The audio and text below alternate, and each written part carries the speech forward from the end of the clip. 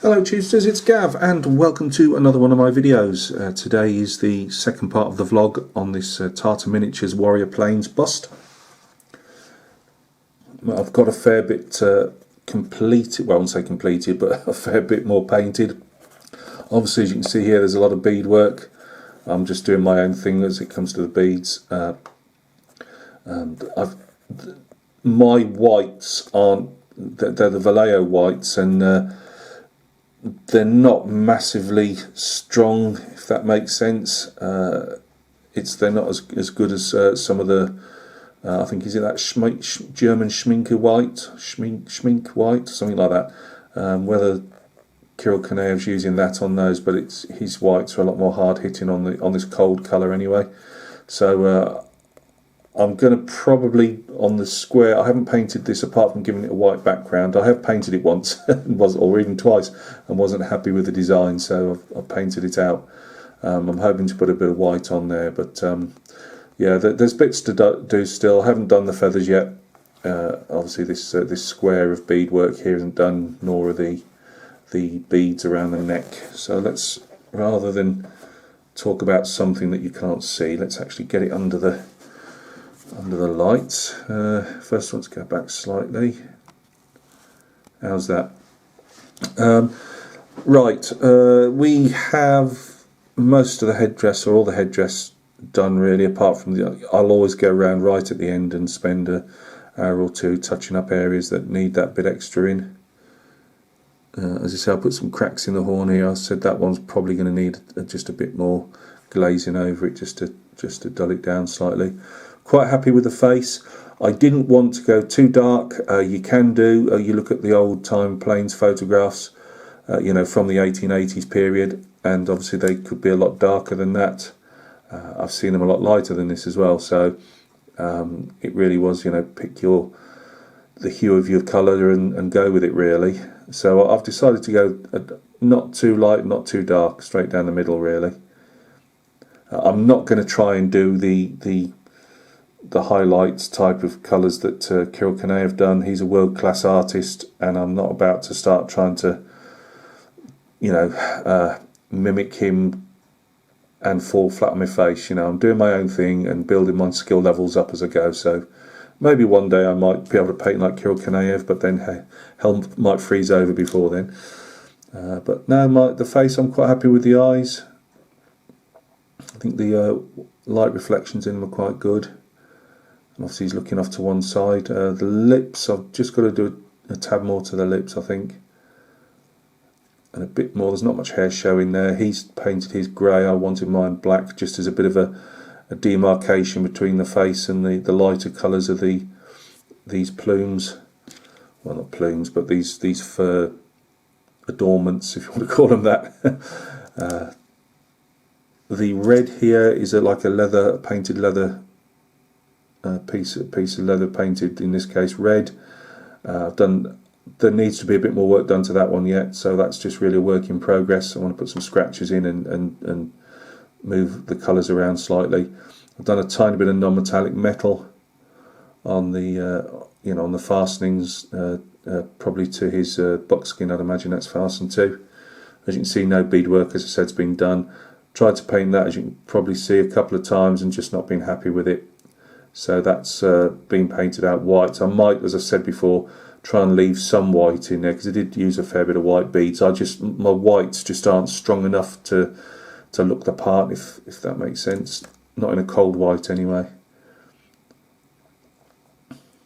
I decided to use red as the main theme through this, so it's, you know, obviously a bit up there in the headband, in these dyed leather thongs here that are holding on the fur.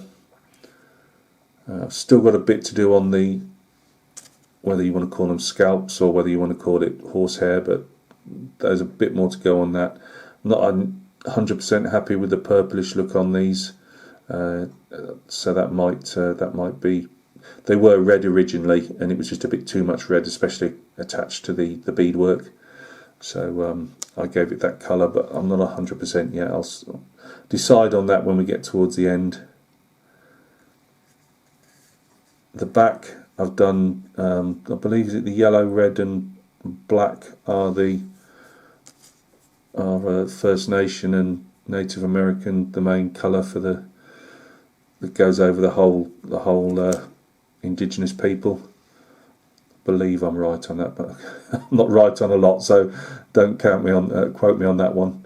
But so I gave it that look there, and that hanging thing will come down here with the feathers attached lower down type of thing. So you won't see much of that buckskin, but I've still got to work the buckskin. I've gone over in places you can't really see, but I have gone over with paint in different parts, so they all need tidying up, and I need to put shadow areas into the buckskin anyway. Quite often they would dye the buckskin in places, around the neck, things like that. And this, don't forget, would obviously, it's only cut off obviously because of the arms would have been there.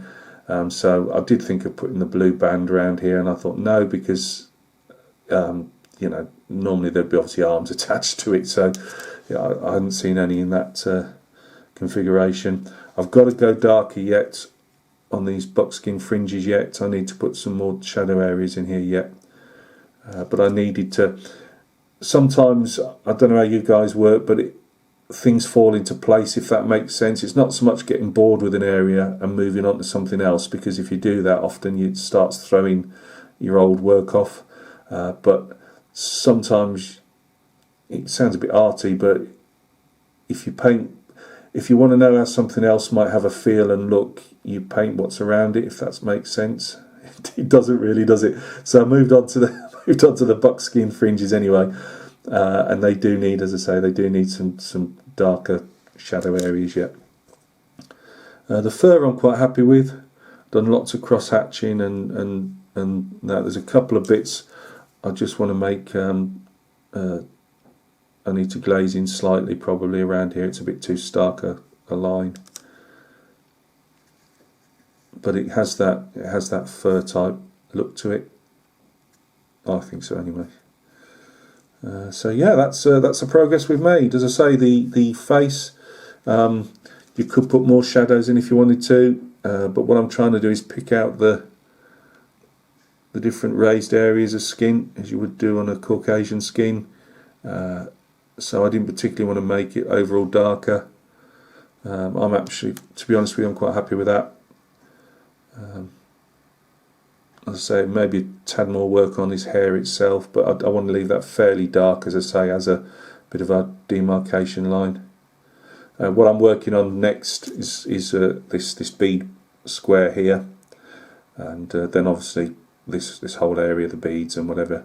Then I will, before I start working on the feathers, I want to just go over the rest of the bust, clean everything up that I want to do. Obviously, say work on the buckskin a bit more, things like that, just to say, right, that part of the figure's done, and then it's on to the 3 or 4 feathers that stick on that, like trailing thing that he's got on his back. So guys, thank you very much for stopping by and taking a look. As I say, there are some photographs at the end if you want to hang around and look at them. Not many, probably about 5 or 6 I think, and it'll give you maybe a better idea what it looks like without the lights bleaching it too much, because there is a lot more definition in this headdress with the ermine fur than it looks under the lights. So I hope everything's going well with you, and we will catch each other very soon on another video. Cheers.